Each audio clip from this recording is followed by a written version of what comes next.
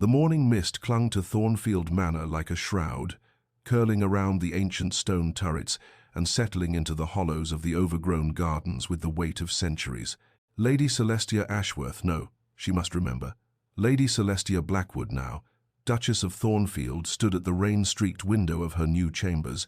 watching the grey autumn landscape blur into indistinct shapes through glass that seemed to separate her from the world beyond, with more than mere transparency. 3 days had passed since the wedding, 3 days since she had arrived at this imposing estate with its cold corridors and colder silence,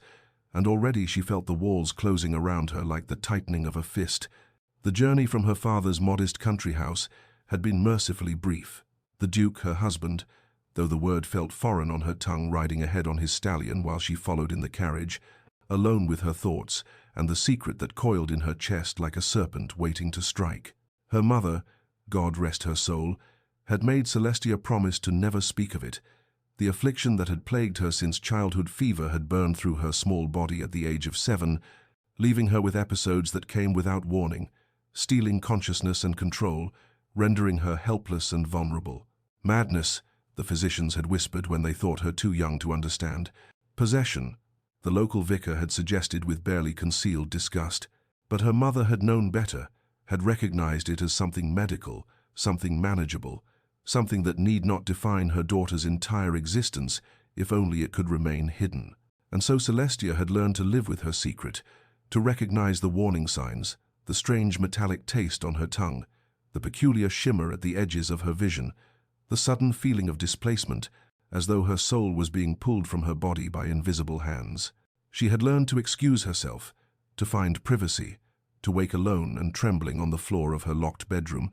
grateful that no one had witnessed her shame. But now, bound in matrimony to a man who regarded her with the warmth of winter stone, she wondered how long her careful façade could endure. Breakfast that morning had been an exercise in excruciating formality. The Duke seated at one end of the enormous mahogany table, she at the other, an expanse of polished wood between them that might as well have been an ocean. He had inquired about her comfort with the detached courtesy one might show a stranger at an inn, his dark eyes never quite meeting hers, his attention devoted to the correspondence stacked beside his plate. Adrian Blackwood, the Duke of Thornfield, was a figure carved from granite and duty, his jaw set in permanent severity, his shoulders bearing the weight of ancient title and expectation with rigid formality. The marriage had been arranged, of course, negotiated between her father and the Duke's solicitors with the cold efficiency of a business transaction, her modest dowry exchanged for the prestige of a ducal alliance, both families satisfied with the arrangement, if not precisely jubilant. Celestia had harbored no romantic illusions, but neither had she anticipated this profound isolation, this sense of being utterly alone, despite the servants who moved like ghosts through the corridors and the husband who slept in chambers 3 doors distant from her own. Now, as she traced patterns in the condensation on the window glass, she felt the familiar tremor of anxiety in her hands and wondered desperately whether she should tell him, whether honesty might build a bridge across the chasm between them, or whether revelation would only deepen the distance, transforming his indifference into something far worse, disgust, or worse still, fear. But before our lover's fate is revealed, subscribe so you never miss a chapter of romance and scandal. And tell us in the comments, where are you watching from?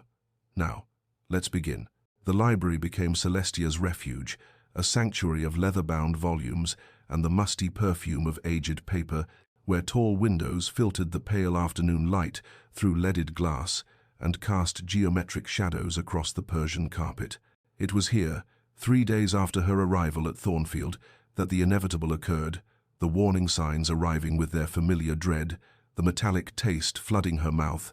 the world tilting sideways as though the very foundations of the manor had shifted beneath her feet, the peculiar sensation of her consciousness fragmenting like light through a prism. She had just enough time to recognize what was coming, to sink gratefully into the high-backed chair near the fireplace rather than collapsing onto the unforgiving floor, before darkness claimed her with the inexorable pull of tide drawing sand into the sea. When awareness returned, creeping back in fragments and disconnected sensations, she found herself still in the chair, her limbs heavy and unresponsive, her tongue thick in her mouth, but something was different, something that sent ice flooding through her veins, despite the warmth of the room. A blanket had been draped carefully over her shoulders, its soft wool foreign against her skin, its presence irrefutable evidence that someone had witnessed her vulnerability and had seen her in that helpless state she had guarded so desperately. Panic rose sharp and acidic in her throat as she clutched the blanket with trembling fingers, her eyes darting around the empty library, searching shadows for the observer who had left this damning kindness. No one emerged from behind the towering shelves. No footsteps echoed in the corridor beyond, but the blanket remained, tangible proof that her secret had been discovered, that the careful fortress of normalcy she had constructed around herself had been breached. The days that followed were colored by paranoia and dread, every servant's glance seeming weighted with knowledge, every whispered conversation between maids falling silent as she passed, becoming evidence of her exposure. Adrian grew more distant still, if such a thing were possible, taking his meals in his study, leaving for London on estate business without informing her of his departure, returning days later without acknowledgement of his absence. She found herself remembering their courtship with painful clarity, those brief weeks before the wedding when he had called upon her at her father's house, with something approaching warmth in his severe features, when he had asked her opinions on literature and listened to her thoughts on the paintings in her father's modest gallery, when she had glimpsed beneath his austere exterior a man capable of thoughtfulness, perhaps even tenderness. That man had vanished the moment the wedding vows were spoken, replaced by this cold stranger who moved through Thornfield like a ghost, haunting his own estate. Mrs. Hartwell, the housekeeper, began appearing at odd moments with concerned inquiries about Celestia's health, her kind eyes searching Celestia's face with an intensity that suggested she knew more than she revealed, and when Celestia assured her that all was well, the older woman's expression betrayed gentle disbelief.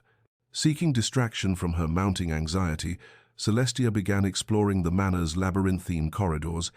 discovering rooms filled with dust-shrouded furniture and portraits of stern-faced ancestors whose painted eyes seemed to follow her progress with judgment. It was during one such exploration that she found the east wing, its entrance marked by an ornate door of dark oak fitted with an iron lock, the handle refusing to yield when she tested it, the keyhole revealing nothing but darkness beyond. When she inquired about it at dinner that evening, one of the rare meals Adrian deigned to share with her, he had looked up from his plate with an expression she could not decipher,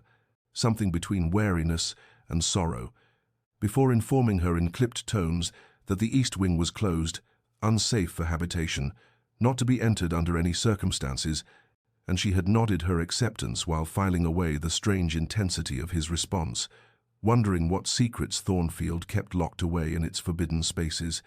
never suspecting that soon she would discover the answer from within those very walls. The confrontation came on a Thursday afternoon, grey and unremarkable, the kind of day that should have passed into memory without consequence, but instead carved itself into Celestia's soul with the sharp edges of catastrophe. She had been in the music room, attempting to find solace in the pianoforte, though her fingers stumbled over keys she had once played with confidence, when the warning signs arrived with their terrible familiarity, and the metallic taste and the tilting world and the fragmenting consciousness, and she had barely managed to sink onto the velvet bench before darkness claimed her, swallowing her whole as it always did, and indifferent to her fear or her circumstance. When she woke, disoriented and heavy-limbed, she found Adrian standing in the doorway, his tall frame silhouetted against the corridor's lamplight, his face a mask of something she could not decipher, not disgust as she had feared, but something colder, more calculating, the expression of a man confronting an equation that refused to balance. He did not speak immediately, merely watched her with those dark eyes that seemed to catalogue every tremor of her hands, every irregular breath, every sign of the vulnerability she had fought so desperately to conceal. And when he finally moved, it was with measured steps that brought him no closer than the threshold, as though crossing into the room might contaminate him with whatever affliction he believed plagued her. His voice, when it came, was devoid of warmth or sympathy, each word precisely chosen and coldly delivered. "How long have you concealed this affliction from me, madam?" The formality of the address struck her like a physical blow, the distance of madam when he should have called her Celestia, or perhaps even wife, if he could not manage tenderness, and she struggled to find words that might explain, that might bridge the chasm opening between them with terrible speed. "Your Grace, I can explain. It is not what you think. It is a medical condition from childhood fever. My mother consulted physicians who assured her, but he raised one hand, silencing her with a gesture as imperious as it was dismissive, his jaw tight with something that might have been anger or might have been fear. She could not tell which, could not read the emotions flickering behind his carefully controlled expression. "I have no interest in explanations fabricated to justify deception," he said, his tone suggesting she had committed some unforgivable betrayal rather than simply protected herself from judgment she had every reason to expect. "You entered into this marriage under false pretenses, concealing a condition that any man of honor should have been informed of before vows were exchanged." She wanted to argue, to point out that their marriage had been arranged by others, that he had never asked about her health or shown interest in knowing her beyond the superficial requirements of courtship, and that her mother had advised this secrecy precisely because men like him would react with exactly this cold condemnation. But the words died in her throat beneath the weight of his gaze, and she found herself unable to defend against accusations that felt both unjust and somehow inevitable. That evening, after hours of silence during which she waited in her chambers with mounting dread, Adrian summoned her to his study, the room lined with law books and smelling of leather and tobacco, where he informed her with the detached efficiency of a magistrate pronouncing sentence that for her own protection and the preservation of the family's reputation, she would be relocated to the East Wing, that a physician would be consulted regarding treatment options, that she would receive every comfort but would not be permitted to move freely about the manor or receive visitors until her condition could be properly assessed and managed. The word "managed" landed like a stone in still water, its implications rippling outward with terrible clarity. And as doctor, Whitmore arrived the following day with his bag of antiquated instruments and his questions about her spiritual state,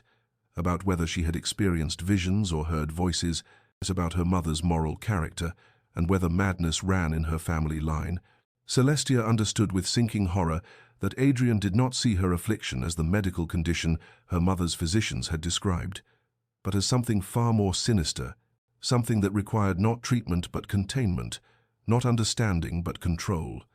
And she realized that the man she had married, the Duke, who now stood with Dr. Whitmore discussing her fate as though she were not present in the room, believed her not ill but possessed, not suffering but dangerous, and that the prison of the East Wing awaited her not as temporary refuge, but as permanent exile from the life she had barely begun to imagine might someday become her own. The East Wing chambers were beautiful in the way a gilded cage might be beautiful,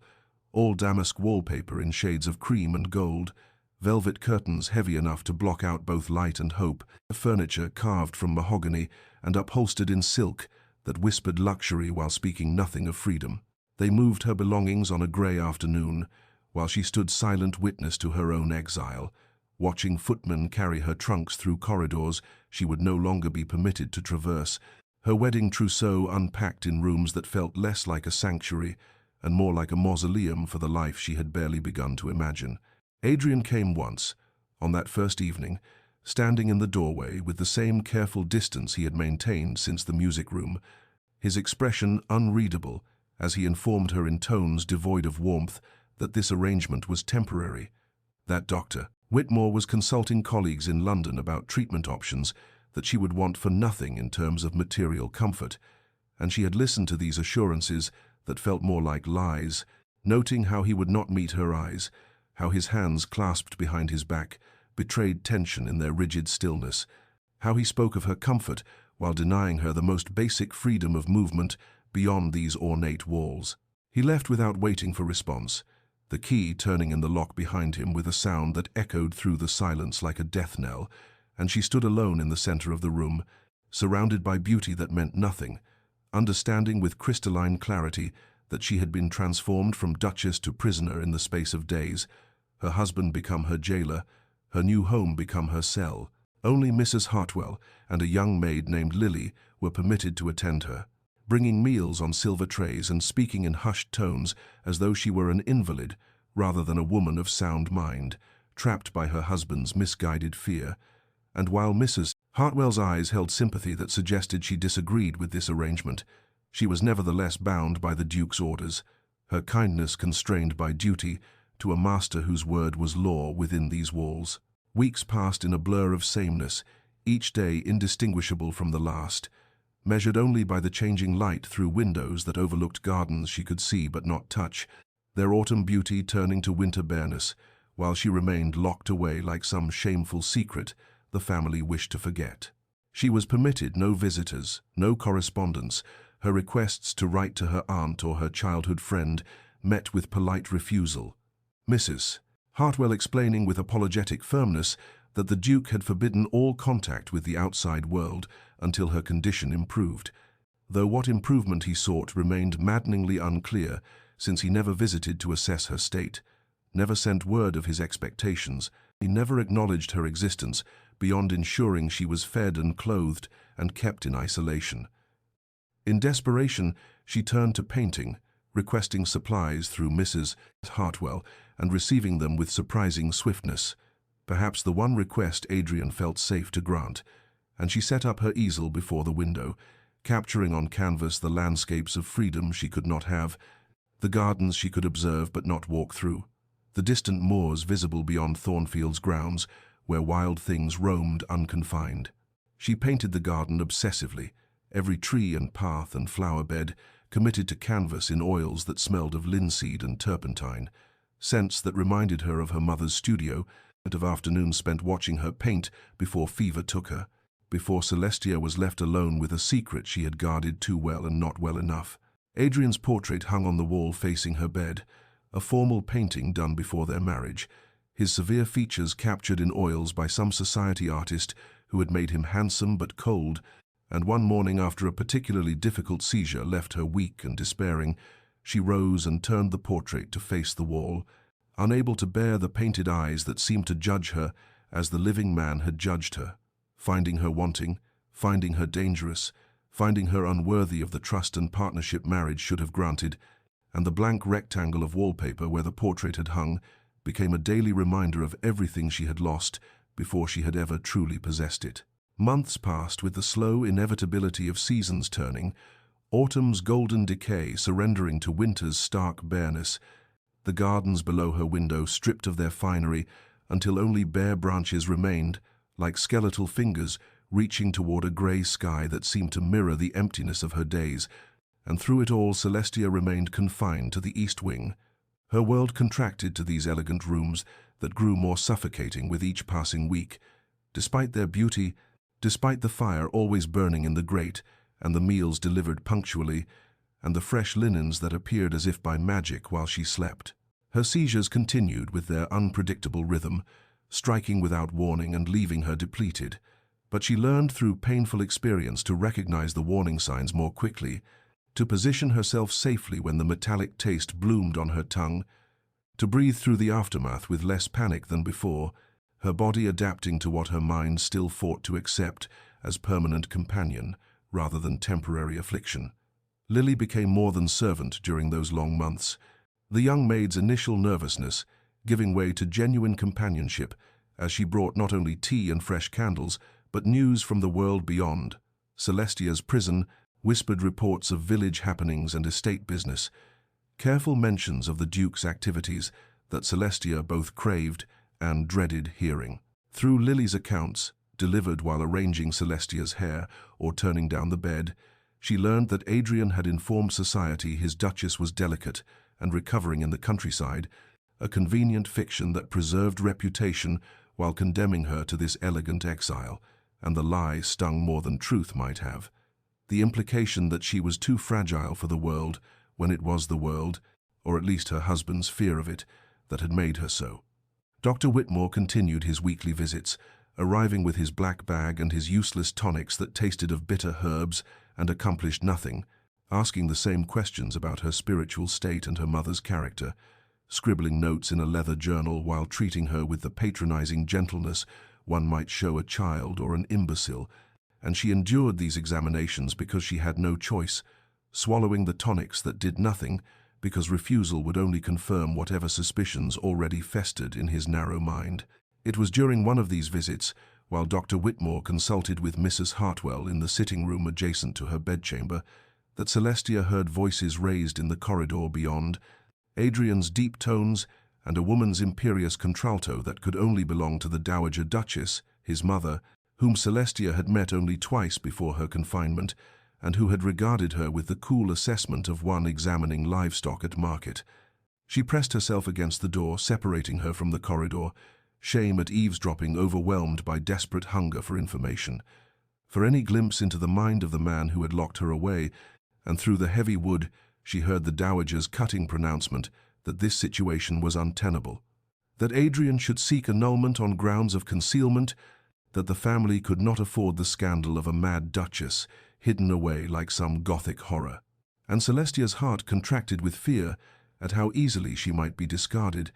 how fragile her position truly was, despite the marriage vows barely 2 months old. But Adrian's response, when it came, surprised her with its firmness, his refusal delivered in tones that brooked no argument, though when his mother demanded to know why he would not rid himself of a wife who brought only trouble and shame, he offered no explanation. Only silence that stretched long enough for Celestia to imagine the Dowager's frustrated expression before footsteps retreated down the corridor, leaving only questions and the faint hope that perhaps her husband's motivations were more complex than simple cruelty. Though what those motivations might be remained as locked away as she was, hidden behind walls she could not breach, and a silence that spoke volumes while revealing nothing at all. Christmas arrived at Thornfield Manor like a mockery wrapped in evergreen and red ribbon, the servants decorating the great hall with holly and mistletoe, while Celestia remained locked away in her beautiful prison, watching through frost-etched windows as wreaths were hung on doors she could not pass through, as carriages arrived bearing guests she would not meet, as life continued in the great house as though she did not exist within its walls. Adrian sent gifts on Christmas morning, delivered by Mrs. Hartwell with apologetic eyes, boxes wrapped in silver paper containing a cashmere shawl soft as cloud, kid leather gloves dyed the color of spring violets, a strand of pearls that gleamed with cold perfection in the winter light, and Celestia accepted these offerings with numb gratitude, understanding they were substitutes for the presents he would not grant, tokens meant to assuage guilt or demonstrate remembrance, or perhaps simply to maintain the fiction that she was cared for, even as she remained abandoned. She wore none of them, leaving the pearls in their velvet case and the shawl folded in tissue, unable to bear the weight of gifts given without the courage to face the recipient, and instead she sat at her writing desk and composed letters she could not send, pouring onto paper all the words that had accumulated in her throat during months of enforced silence, writing to her aunt, who surely wondered at her absence from the family's Christmas gathering, to her childhood friend who had promised to visit after the wedding and been denied without explanation, to Adrian himself, though she knew he would never read the words she penned in careful script on cream vellum. Through Lily, who brought her Christmas dinner on a tray laden with roasted goose and plum pudding that Celestia could barely taste for the loneliness that seasoned every bite, she learned that Adrian had attended Christmas services alone, that he had hosted a small dinner for neighboring families, but retired early pleading business concerns, that he spent his days locked in his study with estate ledgers and parliamentary papers, throwing himself into work with the same obsessive dedication he had shown when locking her away, and Celestia understood with painful clarity that they were both prisoners now, she of his making and he of his own fears, both isolated and suffering, though only she bore the physical constraint of locked doors. It was Mrs. Hartwell who finally offered the key that began to unlock understanding, the housekeeper arriving one grey afternoon between Christmas and New Year with fresh linens and a pot of tea, settling into the chair across from Celestia with unusual familiarity and speaking words that had clearly been held back for too long, revealing that Adrian's younger sister Isabel had died of fever when she was 7 years old, and he was 12,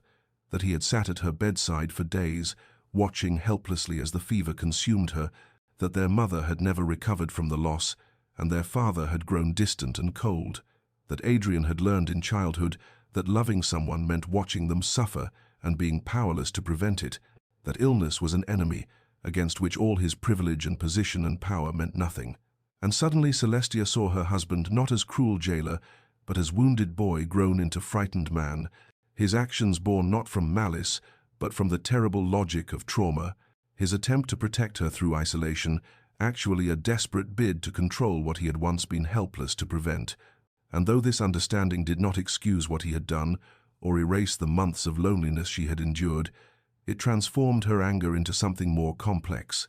a mixture of compassion and grief for the child who had learned all the wrong lessons about love and loss, about protection and control, about the price of caring when the world could so easily take away everything you held dear. The new year arrived not with celebration but with crisis, the winter's bitter cold settling into Celestia's bones in the days after Christmas until she woke one morning with fever burning through her veins and her head pounding with an ache that made the grey light filtering through her the window feel like daggers piercing her skull, and she tried to rise from bed, only to find her legs would not support her weight, her body trembling with weakness that went beyond the usual aftermath of her seizures. Lily found her collapsed on the floor beside the bed where she had fallen, the young maid's frightened cry bringing Mrs. Hartwell rushing into the room with skirts flying and alarm written across her weathered features, and within hours Dr. Whitmore arrived with his black bag and his grave expression, examining Celestia with hands that felt too cold against her burning skin, while pronouncing that she had contracted influenza and that her weakened constitution made the prognosis uncertain, the words floating through Celestia's consciousness like debris on dark water, half heard and not fully comprehended through the fever that was rapidly consuming her ability to grasp anything beyond the immediate sensations of heat and cold warring in her flesh. The seizure struck that evening with unusual violence, her body convulsing while fever raged unchecked, and when consciousness returned, she found herself in a twilight state between waking and dreams, awareness fragmenting into moments of lucidity, followed by long stretches where past and present blurred together, and she could not distinguish between the East Wing bedroom and her childhood nursery, between Mrs. Hartwell's worried face and her mother's beloved features,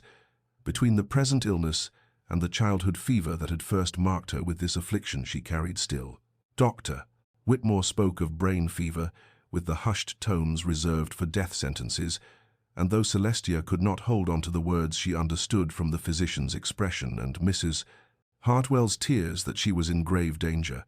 that the combination of influenza and seizure had brought her to a precipice from which she might not return, and somewhere in the fog of fever she felt more resignation than fear,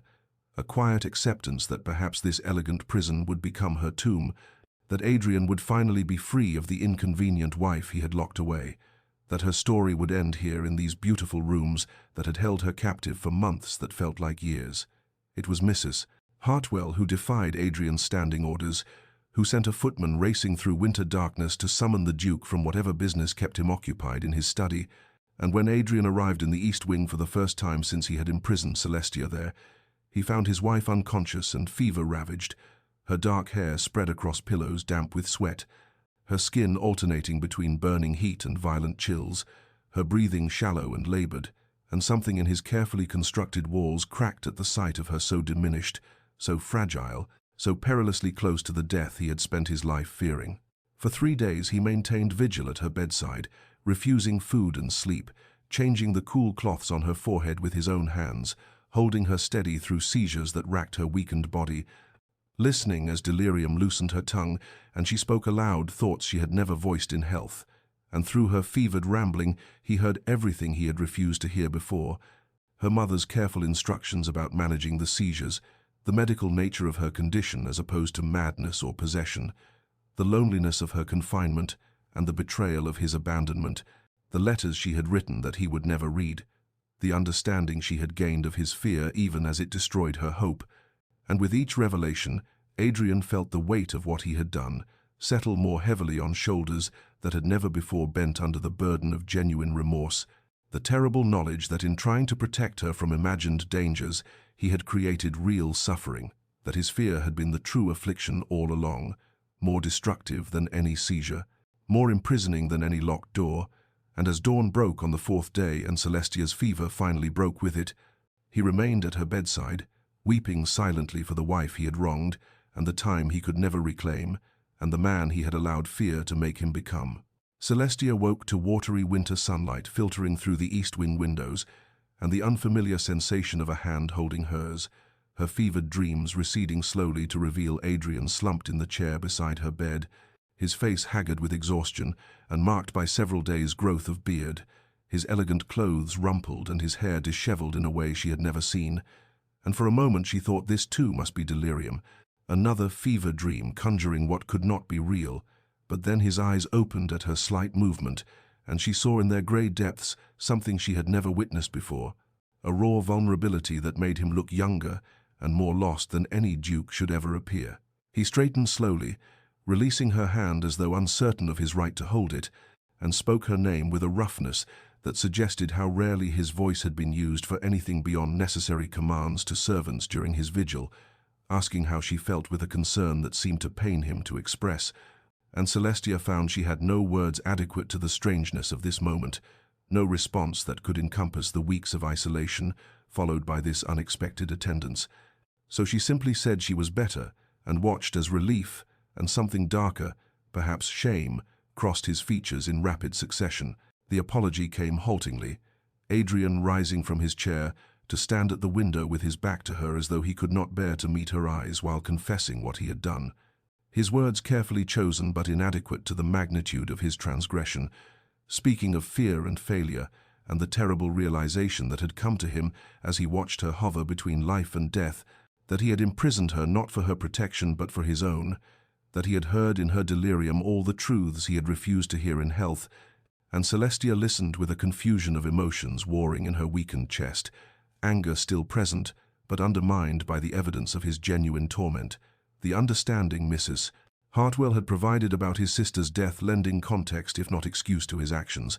and when he finally turned to face her, she saw that he had been weeping, this proud man reduced to tears by the recognition of what his fear had wrought. He asked, voice barely above a whisper, if he might be permitted to visit her daily, not as jailer but as husband attempting to know the wife he had wronged, and though every injured part of her soul cried out to refuse him, to punish him with the same isolation he had imposed upon her, Celestia found herself agreeing cautiously and setting boundaries even as she opened a door, saying he might visit in the afternoons if she felt well enough to receive him, and so began the slow reconstruction of what had been shattered before it was ever truly built. Adrian arriving each day with offerings that spoke of genuine effort to understand her, books he thought she might enjoy, newspapers so she might know what occurred beyond her walls, and gradually their conversations warmed from stiff formality to something approaching real exchange. He reading aloud while she regained her strength, she showing him the paintings that had been her sole companion during her confinement, and when his gaze fell upon his own portrait turned to face the wall, she watched painful recognition dawn across his features, the silent testimony of her rejection, more eloquent than any accusation she might have spoken, and in that moment she saw him truly comprehend what he had done, not in abstract terms of wrongness, but in the specific, personal devastation of having lost her regard before he had ever truly won it. And something in his stricken expression told her that this loss mattered to him in ways she had not imagined possible, that beneath his cold exterior had always lived the capacity to care, and slowly, carefully, like two strangers learning a new language, they began the tentative work of knowing each other as they should have from the beginning, building understanding from the ruins of their disastrous start. Spring arrived with the tentative promise of renewal, snowdrops pushing through thawing earth and early crocuses dotting the gardens that Celestia could now see from windows she was permitted to open, Adrian's daily visits having become the rhythm by which she measured her days, and on an afternoon, when pale sunshine streamed through the east wing windows, and the air carried the first real warmth after winter's grip, she felt the familiar aura that preceded a seizure, that strange displacement of consciousness she had learned to recognize as warning, and she had only time to turn toward Adrian, who sat reading aloud from a volume of poetry before the convulsion seized her, her body no longer her own, as muscles contracted beyond her control, and awareness fractured into darkness, shot through with fragmentary sensations. When consciousness returned, bringing with it the usual disorientation and the leaden exhaustion that always followed, she found Adrian still there, not fled in horror, as she had half expected, despite their weeks of careful reconstruction, but kneeling beside the settee where she had fallen, his hand holding hers with a steadiness that spoke of deliberate choice rather than mere duty, and in his eyes she saw not the fear or disgust that had driven him to imprison her, but something softer, a concerned tenderness that made her throat tighten with emotions too complex to name, relief and gratitude, and a cautious hope that perhaps he truly had changed, that the man who had locked her away was being replaced by someone capable of staying, of bearing witness to her affliction, without making it the sum total of her worth. He helped her to sit upright slowly, retrieving the cushion that had fallen to the floor and tucking it behind her back with a care that felt almost reverent. And then he spoke words she had never imagined hearing from him, a confession that tumbled out as though long damned, telling her of his sister Charlotte, who had been 7 years old when fever claimed her, how he had been 12 and helpless, watching her convulse and burn and fade over the course of 3 terrible days, how their mother had collapsed into grief so profound she never fully emerged, how their father had aged decades in those months that followed, and how Adrian had vowed never to love anyone again because loving meant losing, and losing meant destruction of everything remaining. And when he had married Celestia and seen her first seizure, he had panicked, the past rising up to swallow reason. And in his irrational terror he had thought that isolation could protect her, that if he kept her separate from his heart, she could not wound it. But he had realized during her illness that hearts do not obey such commands, that he had come to care for her despite his best efforts to remain distant, and that in trying to protect her, he had instead imprisoned her, trading her freedom for his illusory safety. And he was more sorry than language could adequately express. Knowing apology could not restore what he had stolen. Those months of her life spent locked away like some shameful secret, when she deserved to be honored, known, allowed the dignity of managing her own condition, as she had done before their marriage. Celestia listened with tears sliding down her cheeks, seeing his genuine remorse in every line of his haggard face, understanding at last the depth of the fear that had driven him, and recognizing too that understanding was not the same as absolution, that she could see the wound that had shaped his cruelty while still carrying the scars of what that cruelty had inflicted upon her. And when he finished speaking, she told him quietly that she saw his pain and his regret, but that the hurt he had caused ran deep, that trust once shattered was not easily rebuilt, that she would need time to reconcile the man who sat before her now with the one who had condemned her to isolation.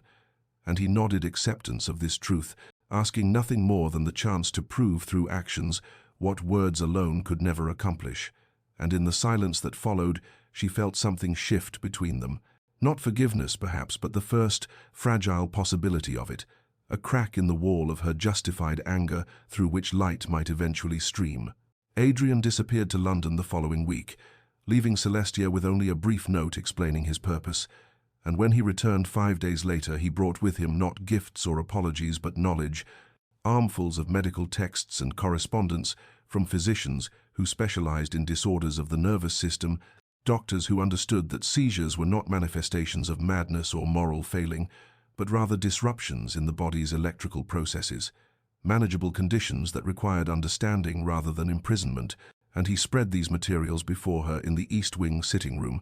with an urgency that spoke of sleepless nights spent reading, learning, attempting to comprehend what he should have sought to understand from the beginning. Celestia watched him explain his findings with a mixture of emotions too complex to untangle, moved by the evident effort he had expended, the genuine desire to educate himself about her condition, yet simultaneously wounded by the reminder that all this information had been available to him before, that had he listened when she tried to tell him, had he trusted her understanding of her own body, months of isolation might have been avoided. And when he finished his earnest recitation, she told him quietly that she had tried to explain this very thing, that her mother had consulted specialists who confirmed her seizures were a residual effect of childhood fever, neither progressive nor indicative of mental deterioration, and she watched his face fall as he recognized the truth of her words, the failure of listening that had preceded his failure of action. He sank into the chair across from her, the medical texts suddenly seeming to weigh upon him like physical burdens, and asked in a voice stripped of ducal authority what she needed from him now, what would help her feel less like a prisoner and more like a woman with agency over her own life. And Celestia considered the question carefully before answering, knowing that her response would shape whatever future they might build together. And finally she said simply, freedom and trust. The two things he had denied her, the foundations without which no relationship could stand, and she watched understanding dawn across his features as he comprehended what she asked. Not grand gestures or expensive gifts, but the basic dignities he should never have taken, the right to move through her own home unconfined, the right to be believed about her own condition, the right to make choices about her own care and her own days. That very afternoon Adrian summoned Mrs. Hartwell and instructed her to unlock all the east wing doors, to remove any barriers between Celestia and the rest of the manor, declaring that his wife was free to go wherever she wished within Thornfield and its grounds, and Celestia stood in the doorway of her chambers, watching him turn the key in the lock one final time.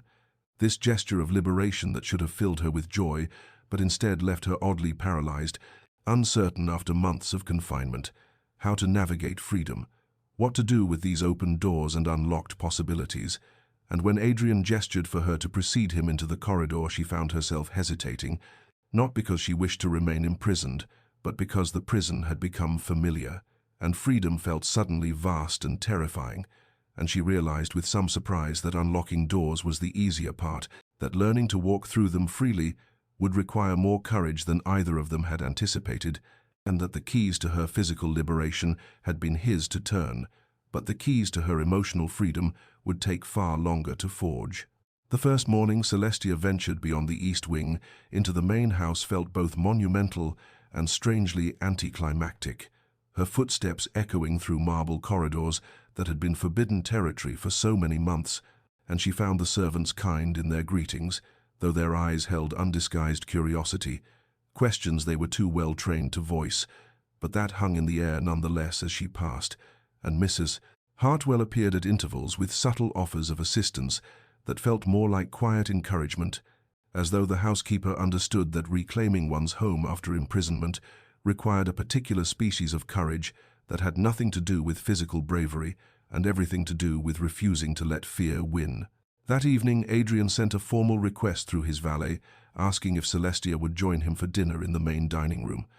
The formality of the invitation, somehow both respectful and heartbreaking, this careful distance he maintained as though she were a skittish creature that might bolt if approached too directly, and she accepted because refusal felt like giving power to the past rather than stepping toward whatever future they might construct from the ruins of their beginning. Though when she entered the vast dining room with its gleaming mahogany table set for two at one end, she felt the full awkwardness of their situation. This enforced intimacy between two people who were legally bound yet essentially strangers,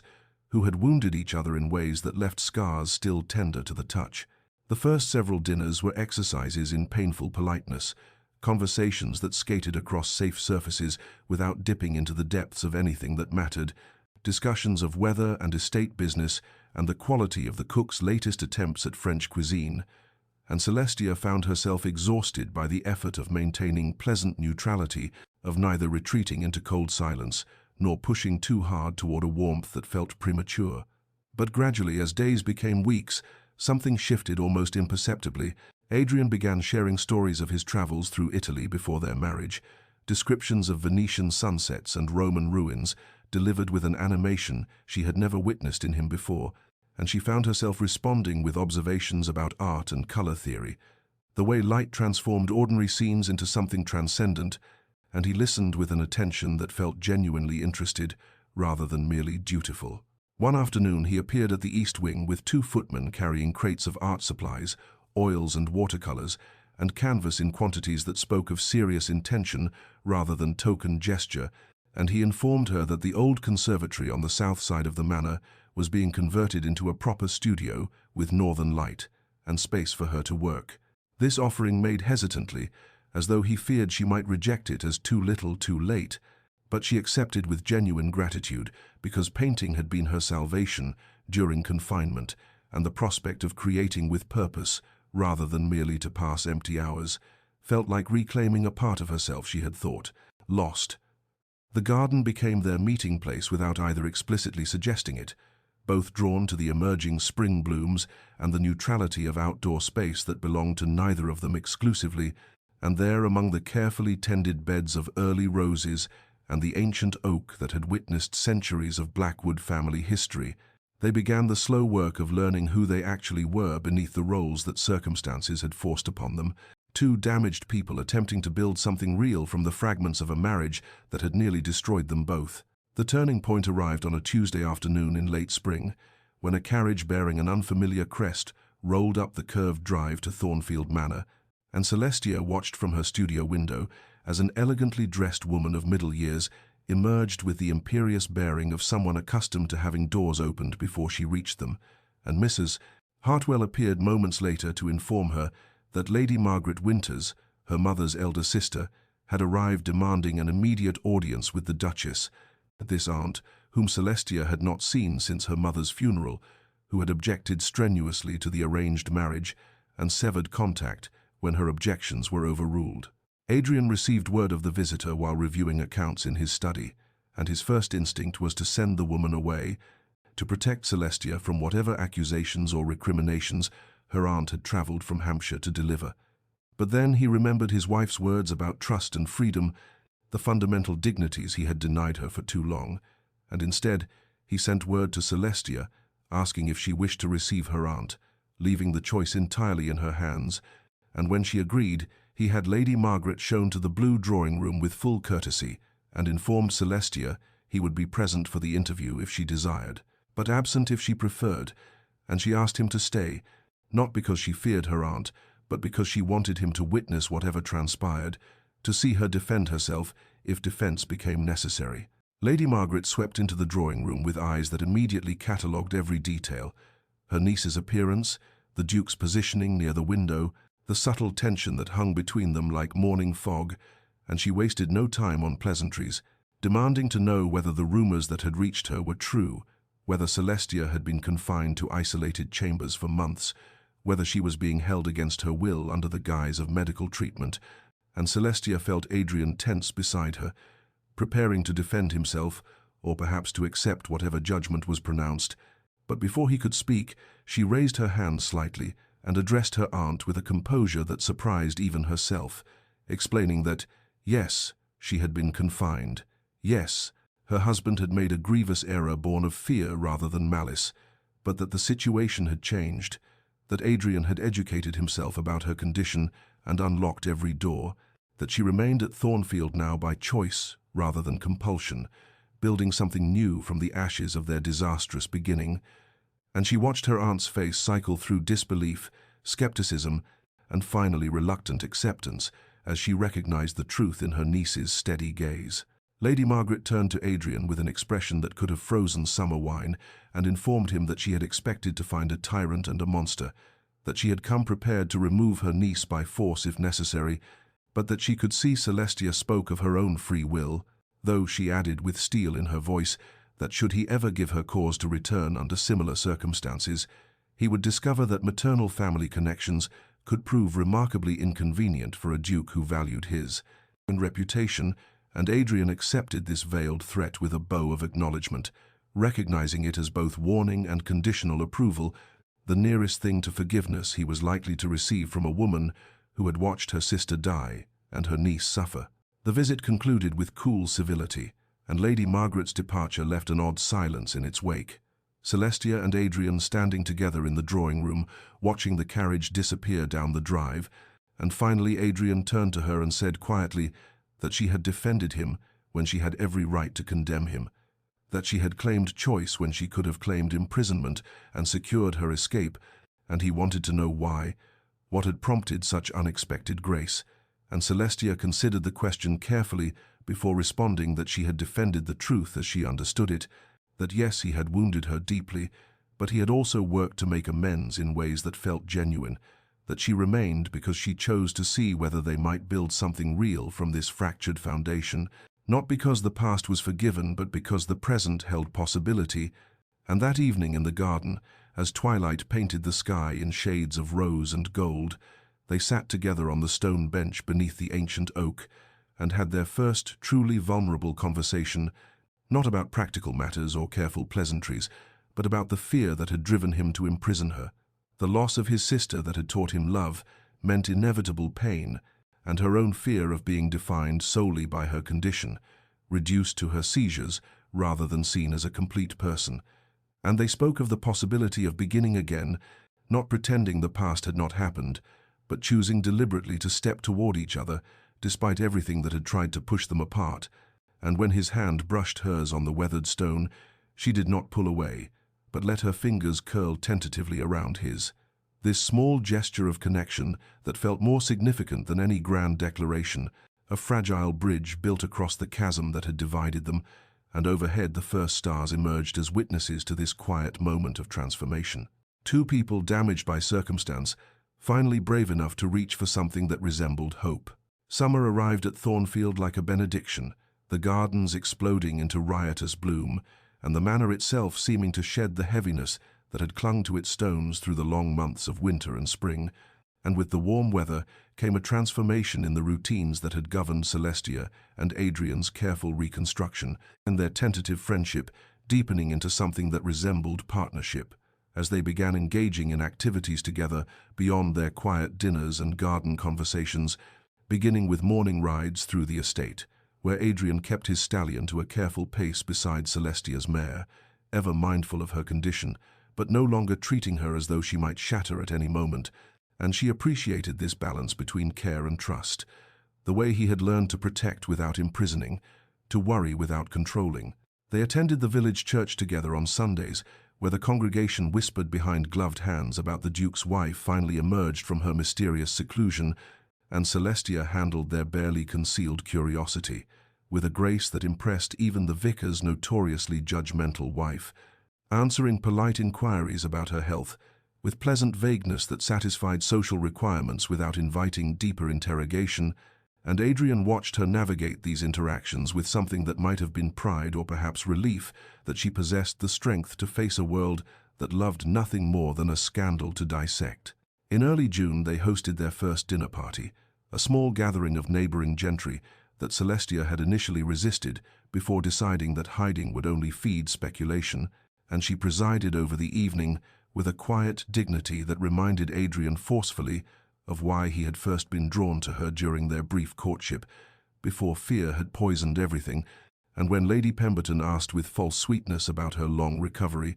Celestia simply smiled and said she was quite well now, and wasn't it lovely that summer had finally arrived, deflecting with such skill that even the most determined gossip could find no purchase for rumors. The defining moment came during a garden party in late June, when Celestia felt the familiar warning signs of an approaching seizure, that particular sensation like storm clouds gathering at the edges of her consciousness, and she caught Adrian's eye across the lawn where he stood discussing agricultural innovations with the local squire, and he excused himself immediately but calmly, coming to her side without obvious alarm, and together they walked toward a quieter corner of the garden as though simply seeking shade. And when the seizure took her there among the rose bushes with a dozen guests within view, Adrian remained beside her with such steady composure, supporting her gently and speaking to her in low, reassuring tones, that the handful of guests who noticed seemed uncertain whether anything untoward had even occurred, and afterward, when she recovered, he helped her to a garden bench and sent a footman for water, as though this were the most ordinary occurrence imaginable,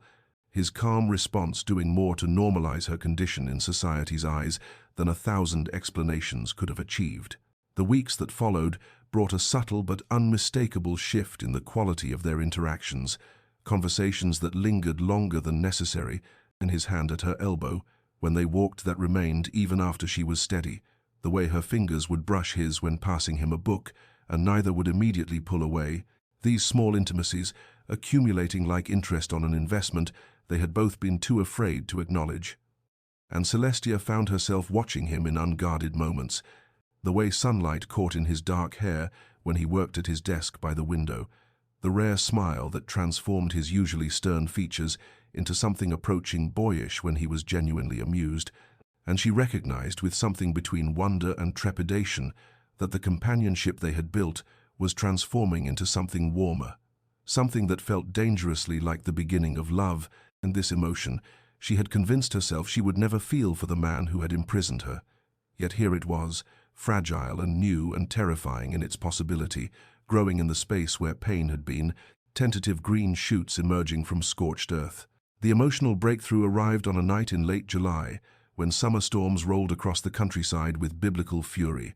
thunder shaking the ancient stones of Thornfield Manor, and lightning illuminating the gardens in stark white flashes that turned familiar landscapes, strange and terrible, and Celestia had been working in her studio when the first claps of thunder announced the tempest's arrival, but she had grown so absorbed in capturing the particular quality of evening light on water that she failed to notice the gathering darkness until rain began lashing against the windows with such violence that the glass seemed to bow inward, and the storm's intensity triggered something primal in her nervous system. The atmospheric pressure, or perhaps simply the overwhelming sensory assault, combining with exhaustion to bring on a seizure more severe than any she had experienced in months, and she had only moments to register the familiar warning signs before consciousness fragmented, and she fell among her scattered brushes and half-finished canvases. Unaware that Adrian had been crossing the hallway on his way to find her, when he heard the crash of her easel toppling,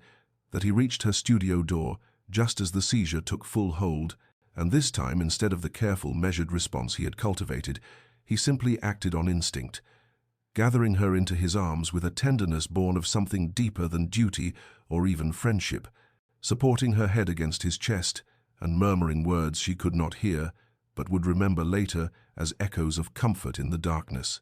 And he remained there holding her through the storm's fury as rain drummed overhead and thunder rolled like artillery across the heavens, not caring that paint smeared across his shirt or that his carefully maintained composure cracked and fell away, leaving only raw concern. And when she finally surfaced back into consciousness, it was to find herself cradled against him in the growing quiet after the storm's passage, her cheek pressed to his heartbeat while his hand moved soothingly through her hair. And for a long moment neither spoke, the intimacy of the position rendering words inadequate, until finally Celestia whispered that she was sorry. She did not know what she was apologizing for, except perhaps for being broken in ways he had not bargained for, and Adrian made a sound halfway between a laugh and something closer to a sob, and told her she had nothing to apologize for, that if anyone should beg forgiveness, it was him for all the months he had wasted in fear when he might have been here, holding her exactly like this, and something in his voice made her pull back enough to see his face properly, finding there an expression of such naked longing and regret that her breath caught, and she heard herself say what she had been trying not to acknowledge for weeks, that despite everything, despite the imprisonment and the pain and all the reasons she should feel nothing but resentment, she had begun to care for him, truly care in ways that terrified her, because caring made her vulnerable, and she had promised herself never to be vulnerable to him again. And Adrian closed his eyes as though her words caused physical pain before confessing in a voice rough with emotion that he had fallen in love with her during their brief courtship, that he had recognized in her something he had thought lost to him forever, the possibility of genuine connection beyond duty or alliance.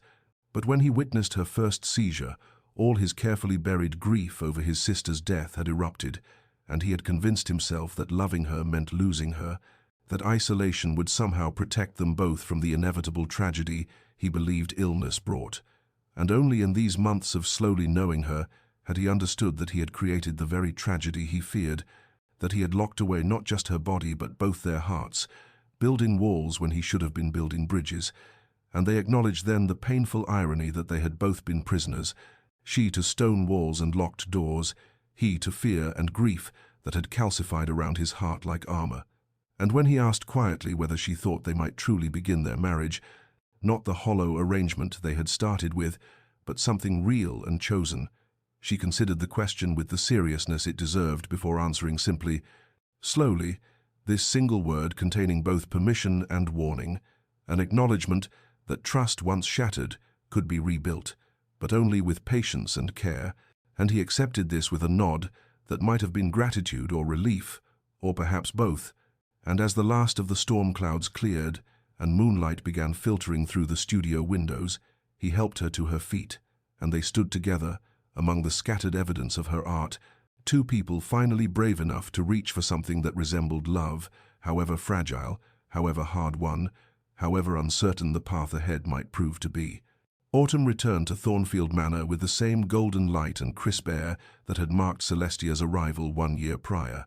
But this October morning found her preparing for something she had once thought impossible, a journey away from the estate that had been both her prison and eventually her sanctuary. And Adrian had proposed the excursion to the seaside with careful casualness over breakfast 3 weeks earlier, watching her face for signs of reluctance or fear.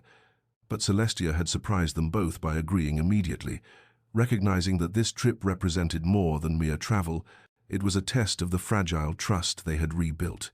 a declaration that she was no longer confined by walls or by the weight of their painful history. And as their carriage rolled through the countryside toward the coast, she watched the landscape transform from familiar woodland to open farmland, to the peculiar flatness that preceded the sea, feeling something in her chest loosen with each mile that carried them farther from Thornfield's shadow. And Adrian sat across from her, maintaining a careful distance that she appreciated even as part of her, wished he would sit beside her, close enough to share warmth. But they were still learning this dance of intimacy, still discovering what permission looked like between two people who had begun as strangers bound by duty, and were now tentatively reaching towards something that resembled choice. The seaside village of Whitecliff proved to be a charming collection of weathered cottages, clinging to chalk cliffs that dropped dramatically to a beach of smooth grey stones, and Adrian had secured them rooms at a respectable inn overlooking the water, separate chambers connected by a sitting room in deference to the careful boundaries they were still navigating. And Celestia stood at her window, that first evening, watching gulls wheel against a sky painted in shades of amber and rose, breathing in the salt air that tasted of freedom and possibility. And she heard Adrian's knock at the connecting door, his quiet question of whether she might join him for a walk along the beach before darkness fell completely, and together they descended the narrow path that switchbacked down the cliff face, Adrian offering his hand at the steeper portions and Celestia taking it without hesitation. This simple touch, now familiar enough to feel natural, yet still carrying the charge of newness. And when they reached the beach proper, she removed her shoes, as she had done as a girl, feeling the cool, smooth stones beneath her feet and laughing at Adrian's startled expression before he followed suit. This Duke, who had always been so concerned with propriety, now walking barefoot beside her, like a schoolboy on holiday, and they wandered for hours as the sun sank lower, collecting shells that caught their fancy, watching the tide's inexorable advance, speaking of everything and nothing, their conversation flowing with an ease that would have seemed impossible mere months ago. And Celestia found herself telling him about her mother, the woman who had taught her to hide her seizures as though they were shameful secrets rather than simple medical fact. And Adrian listened without judgment before sharing his own memories of his sister's final days, the helpless rage of watching someone beloved slip away despite every prayer and physician's intervention. And in this exchange of old griefs they found unexpected lightness. The weight of unspoken history finally lifted through the simple act of honest sharing. On their third evening at Whitecliff, they sat on the beach watching the sunset paint the sky in impossible colors, that particular quality of coastal light that seems to set the very air ablaze. And Celestia felt the moment crystallize into something significant, one of those instants that would later serve as a marker between before and after. And she turned to find Adrian already watching her with an expression of such careful hope that her heart ached with the tenderness of it, and she reached out deliberately and took his hand, not for support or assistance, but simply because she wanted to. This gesture of choosing connection rather than accepting help, and his fingers closed around hers with a gentleness that acknowledged the gift she was offering, and they sat in silence as the sun disappeared below the horizon, leaving the sky bruised purple and gold. And when full darkness began gathering, Celestia found herself asking, her voice barely audible above the waves, whether he might kiss her, not as duty or obligation, but because she wanted to know what it felt like to be kissed by someone she was beginning to love. And Adrian's breath caught audibly before he turned to face her fully, cupping her face with both hands as though she was something infinitely precious and infinitely fragile. And when his lips met hers, it was with a tenderness that held within it both apology for all the months of pain and promise for whatever future they might build together, gentle and questioning, and full of a hope that terrified them both in its fragility. And Celestia leaned into the kiss, into him, into the possibility that what had begun in darkness might yet find its way toward light. And when they finally drew apart, he rested his forehead against hers and whispered that he would spend the rest of his life proving himself worthy of this second chance. and she told him quietly that perhaps they might simply spend it learning to be worthy of each other. This more honest acknowledgement that redemption was not his alone to seek but theirs to build together. And as they walked back up the cliff path, hand in hand, beneath a sky full of emerging stars, Celestia understood that they were finally, truly beginning their marriage. Not with vows spoken in a church before witnesses who meant nothing, but here on this beach, with only the eternal witness of the sea, choosing each other with full knowledge of the pain they had caused and the possibility they might yet claim,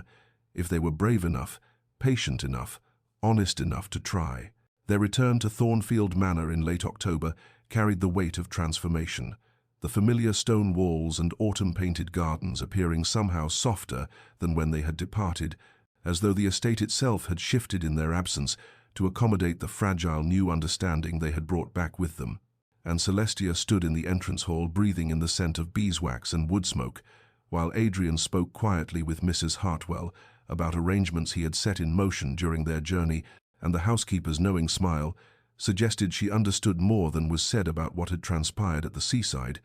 And when Celestia asked what arrangements he meant, Adrian took her hand with the easy intimacy they had begun practicing and led her through familiar corridors to the east wing, in those rooms that had been her prison for so many terrible months, and she felt her steps slow involuntarily as old memories threatened to surface. But when he opened the doors, she found the space utterly transformed, walls knocked through to create a vast, light-filled gallery where her easel stood, waiting beside tall windows that had been enlarged to flood the space with natural illumination, and scattered throughout the room were her paintings from the months of confinement. Those desperate landscapes of gardens she could only observe and horizons she could not reach,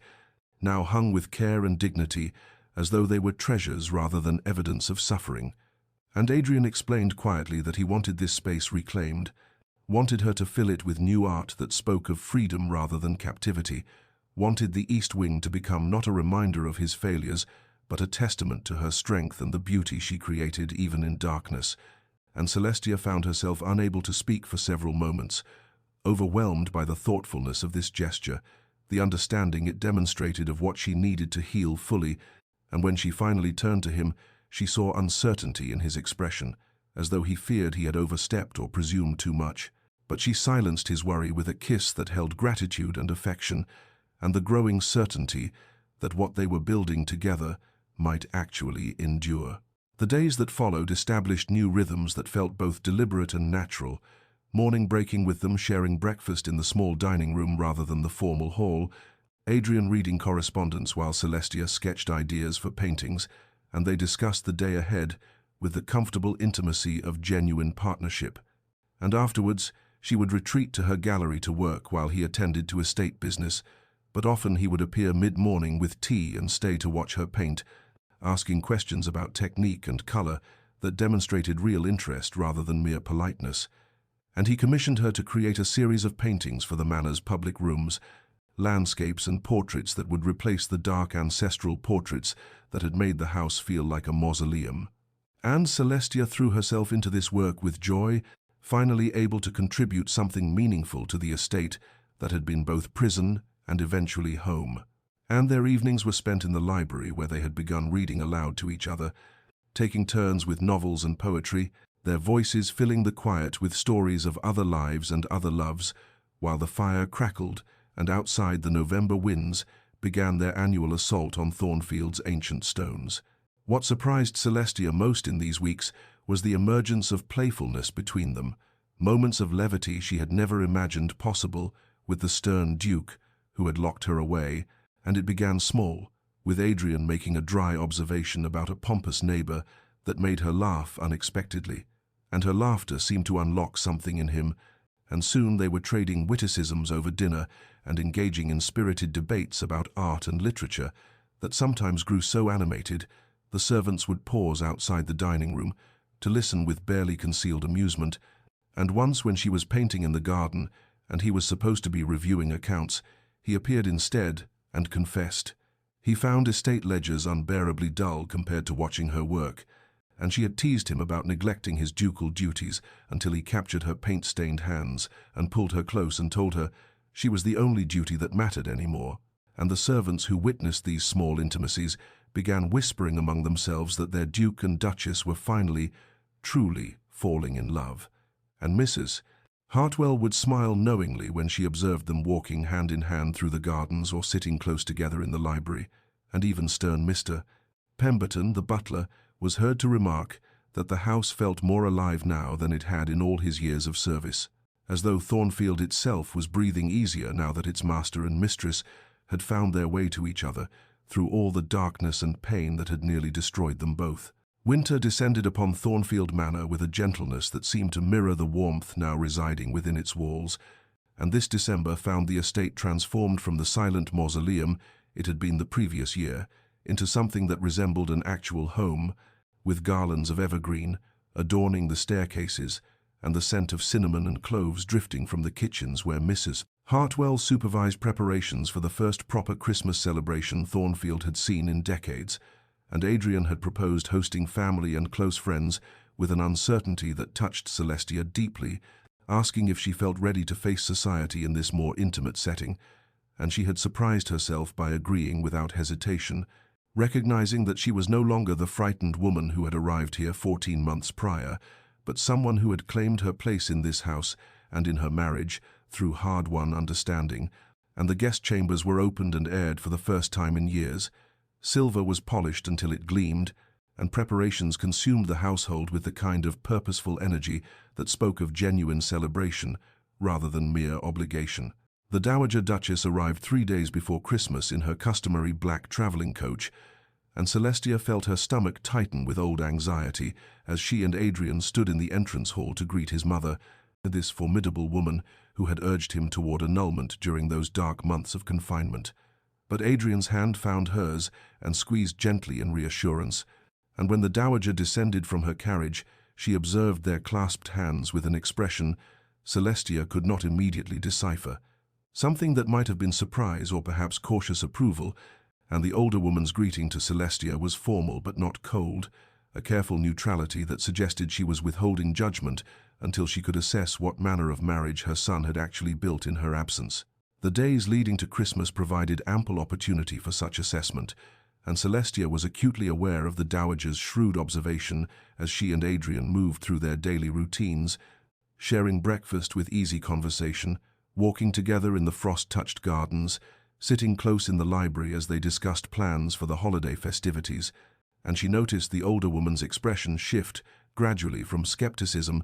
to something approaching wonder, as she witnessed the genuine affection between them, the small touches and shared glances that spoke of intimacy earned rather than performed. And on the morning of Christmas Eve, the Dowager requested a private audience with Celestia in the small parlor, and Celestia steeled herself for criticism or interrogation, but instead found herself faced with something far more unexpected when Adrian's mother sat heavily in the chair by the fire and spoke quietly of her regret, how she had pressured Adrian toward annulment out of concern for the family name, without considering what her son actually wanted, how she had judged Celestia's condition as weakness without understanding its nature, and she asked forgiveness for her harshness with a dignity that made refusal impossible, and Celestia found herself offering that forgiveness with surprising ease, recognizing that the Dowager's fears had been born of love for her son, even if misguided in expression, and the two women emerged from that conversation, if not as friends, then at least as allies in their shared care for Adrian. And that evening, as the household gathered for Christmas Eve dinner, Celestia felt the weight of the past year lifting somehow, replaced by the tentative hope that they were finally, truly, becoming a family. After the meal, Adrian drew Celestia aside to his study with barely contained excitement, presenting her with a leather-bound volume that she initially thought was a book until she opened it to discover a medical journal article, commissioned research on seizure disorders and their management during pregnancy and beyond, and he explained, with the careful diffidence of someone offering a gift they feared might be inadequate, that he had been funding this research for months, working with physicians in London and Edinburgh to advance understanding of her condition. And Celestia found herself unable to speak for several moments as she paged through the article, overwhelmed not by the information itself, but by what this gesture represented: his continued commitment to understanding rather than fearing her seizures, His determination to ensure she received proper care built on knowledge rather than superstition, and when she finally looked up at him with tears threatening, she saw uncertainty in his expression, as though he still doubted his right to offer her such things after all the pain he had caused, and she set the journal aside carefully and took his face between her hands and told him that this was the most precious gift anyone had ever given her, not because of the research itself, but because it demonstrated that he truly saw her, truly understood what she needed to feel safe and valued, and he pulled her close and whispered against her hair that he would spend the rest of his life learning to deserve the second chance she had given him, and she reminded him gently that they were giving each other that chance, that redemption was not his burden alone, but something they were building together through patience and honesty, and the courage to keep choosing each other despite everything that had nearly destroyed them both. Spring arrived at Thornfield Manor with an explosion of color that seemed to celebrate the transformation the estate had undergone. Daffodils and crocuses pushing through the still cold earth, while the orchards burst into clouds of pink and white blossoms, and it was during this season of renewal that Celestia discovered she was carrying Adrian's child, the realization coming first as a suspicion when her monthly courses failed to arrive, and then as a certainty confirmed by Dr. Whitmore, whose examination brought both congratulations and careful warnings about managing her condition during pregnancy, and when she told Adrian that evening in the library, his reaction was everything she had hoped for and feared simultaneously, joy blazing across his features before being tempered by visible terror, and she watched him struggle to master his emotions, to not let his old fears overwhelm this moment that should be purely happy. And he took her hands and asked with careful steadiness what the physicians had said about safety, about risks, and she explained that Dr. Whitmore, along with the London specialists Adrian had consulted, all agreed that pregnancy was possible with proper monitoring and care, that her seizures might actually decrease during these months, or they might not, and that there were no guarantees, but neither were there insurmountable obstacles. And Adrian nodded slowly, and she could see him deliberately choosing not to imprison her again in the name of protection, choosing instead to trust the medical knowledge he had worked so hard to obtain and to trust her own understanding of her body, and he pulled her close and whispered that they would face this together as they had learned to face everything, with honesty and patience and the hard-won courage to hope for joy rather than brace only for loss. The months that followed were marked by a delicate balance between caution and celebration, Adrian protective but not smothering, having learned through painful experience the difference between care and control, and he accompanied her to weekly consultations with Dr. Whitmore, asking detailed questions about symptoms and warning signs, ensuring the household staff understood what might be needed should she experience a seizure, but he never suggested she curtail her activities beyond reasonable accommodation, never implied she should retreat into fearful isolation, and Celestia found herself painting with renewed inspiration, choosing the nursery as her canvas and covering its walls with murals of gardens and meadows and skies full of birds, wanting their child to enter a world of beauty and freedom rather than the darkness she had once known, and they spent long evenings discussing names, Adrian favoring classical choices, while Celestia preferred something that spoke of new beginnings, and gradually they built a list of possibilities that they would test against each other, like trying on garments to see what fit, and as her body changed and swelled with the life growing within her, she noticed that her seizures did indeed become less frequent, whether from the hormonal shifts of pregnancy or from the profound happiness that had replaced the stress and loneliness of previous years, and she chose to believe it was both, that her body and spirit were working together to nurture this new life, and Adrian would place his hand on her belly in the evenings and speak softly to their unborn child, telling stories of Thornfield's history and making promises about the love that awaited. And Celestia would watch him in these moments and see the complete healing of the man who had once locked her away out of fear, transformed now into someone who understood that love was not about protection through isolation, but about facing uncertainty, together with open hearts and joined hands. And when summer arrived and her time drew near, they were both terrified and elated, aware that they stood at the threshold of something that would either crown their hard-won happiness or test them in ways they could not yet imagine, but ready nevertheless to meet whatever came with the strength they had built together, through all the darkness and pain and gradual dawning of understanding, that had brought them finally to this moment of shared anticipation and hope. Summer arrived at Thornfield Manor with a heat that seemed to mirror the intensity of waiting,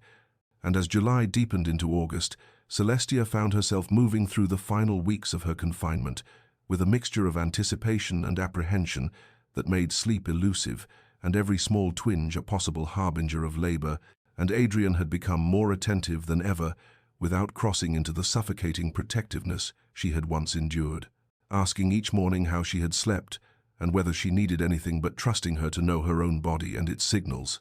And Dr. Whitmore had taken up semi-permanent residence in one of the guest chambers, along with a midwife from London, whose reputation for managing difficult births had impressed even the cautious physician, and when Celestia's pains began on a sweltering afternoon in mid-August, she recognized them immediately for what they were: the tightening across her belly that started as discomfort and gradually intensified into something that demanded her complete attention, and she sent Lily to fetch Adrian and the medical team, with a calmness that surprised her, given the enormity of what was beginning. And Adrian appeared within minutes, his face pale but determined, and when she told him the baby was coming, he nodded once and took her hand, and announced with quiet defiance of every social convention that he would not leave her. If that propriety be damned, he had failed her once by absence, and would not repeat that mistake. Now, when she faced this trial, and she gripped his hand gratefully as the contractions grew stronger and more frequent, transforming from manageable discomfort into waves of pain that seemed to consume her entire being, and the hours that followed blurred into a haze of effort and exhaustion, punctuated by Adrian's steady presence at her side, his voice offering encouragement when she thought she could not continue, his hand becoming her anchor as she rode each contraction like a storm that threatened to pull her under, and she was dimly aware of Dr. Whitmore's calm instructions and the midwife's practiced efficiency,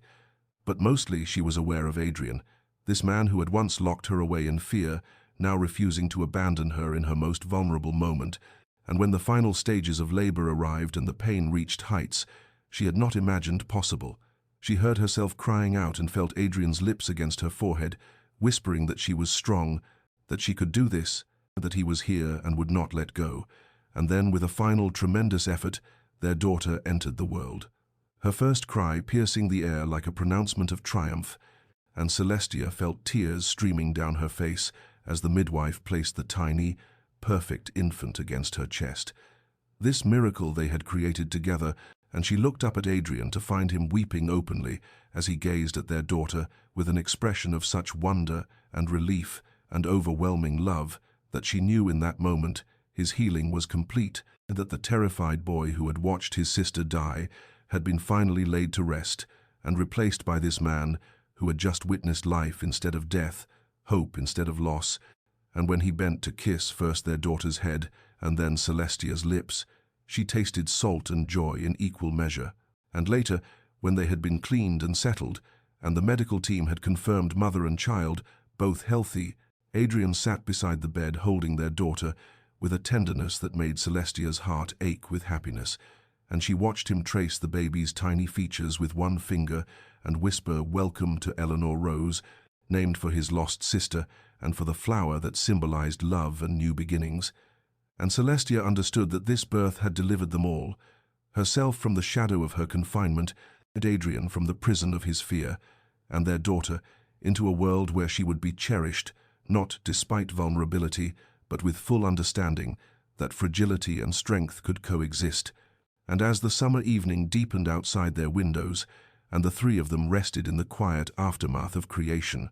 Celestia reflected that they were no longer simply Duke and Duchess, bound by arrangement and obligation, but partners who had chosen each other through every dark moment and emerged transformed, their love not diminished by the trials they had endured, but deepened and made more precious precisely because it had been tested and proven true. 5 years had passed since Eleanor Rose's birth, and Thornfield Manor had been transformed into something its ancient stones had perhaps never witnessed before, a place of genuine joy and laughter, where the echoes of past sorrows had been replaced by the sounds of children playing in gardens that once stood silent and austere, and Celestia stood now in the East Wing gallery on an October afternoon, the same wing where she had once been imprisoned, but which Adrian had meticulously renovated into a light-filled exhibition space for her art, and she gazed at the paintings that lined its walls. Her Freedom series, as the London critics had named it, canvases that documented her journey from captivity through darkness into the light of hard-won love. Each brushstroke a testament to pain acknowledged and overcome, and she could hear through the open windows the delighted shrieks of Eleanor, now 5 years old, with her father's dark hair and her mother's artistic temperament, chasing her younger brother Thomas through the rose garden, while Adrian's deeper voice called playful warnings about the fountain, and Celestia smiled at the domestic symphony that had become the music of her days, so different from the silence that had once threatened to consume her. And she thought about how the gallery had become a pilgrimage site of sorts, visitors from London coming to see the Duchess of Thornfield's remarkable paintings, but also to hear the whispered story of transformation, how the Duke, who had once locked his wife away, had become her greatest champion, funding the Blackwood Foundation for neurological research that had already made significant advances in understanding and treating conditions like hers. And she heard footsteps behind her and turned to find Adrian entering the gallery, Thomas perched on his shoulders and Eleanor clinging to his hand, all three of them flushed from the autumn air and radiating the kind of happiness that cannot be feigned. And Adrian met her eyes across the room, and she saw in his gaze everything they had built together, the choice they made every day to continue choosing each other, despite the painful beginning, the commitment to honesty and patience that had allowed love to grow in soil that seemed too damaged to nurture anything beautiful. And Eleanor ran to her, calling, "Mama, Papa says you'll paint our portraits for the new gallery in London." And Celestia gathered her daughter close and confirmed this was true, that her work would be exhibited in the Royal Academy next spring, a recognition that would have seemed impossible during those dark months of confinement. And as her family surrounded her in this space that had once represented her imprisonment but now symbolized her freedom, Celestia felt the profound satisfaction of a life reclaimed and remade through courage and the willingness to believe in second chances. Dear listener, perhaps you have learned, as Celestia and Adrian did, that the beginning of a story does not determine its ending, and that the wounds we carry and the mistakes we make need not define us, if we possess the courage to face them honestly and the patience to allow healing its necessary time. For love is not discovered in perfect circumstances or unblemished pasts, but rather in the deliberate choice to see beyond surfaces to the struggling soul beneath, to offer forgiveness when it is asked for with genuine remorse, and to build together something stronger than what might have existed had the path been smooth from the start. And if you find yourself in darkness, whether of your own making or another's, know that transformation is always possible for those willing to undertake the difficult work of change, that walls built from fear can be dismantled stone by stone and replaced with bridges of understanding, and that the deepest love often grows not despite adversity but because of it, strengthened by every challenge overcome and every choice to remain when leaving would be easier. So may you find the courage to be honest about your own struggles and the grace to meet others' vulnerabilities with compassion rather than judgment. May you recognize that healing is not a destination but a journey undertaken one day at a time, with patience and hope. And may you discover, as Celestia did, that freedom is found not in the absence of difficulty, but in the presence of someone who chooses to walk beside you through every storm. And may your nights be peaceful, and your heart be open to the possibility of love that redeems and restores and makes all things new. Like and subscribe to Everlasting Love Stories for more tales of transformation and enduring love.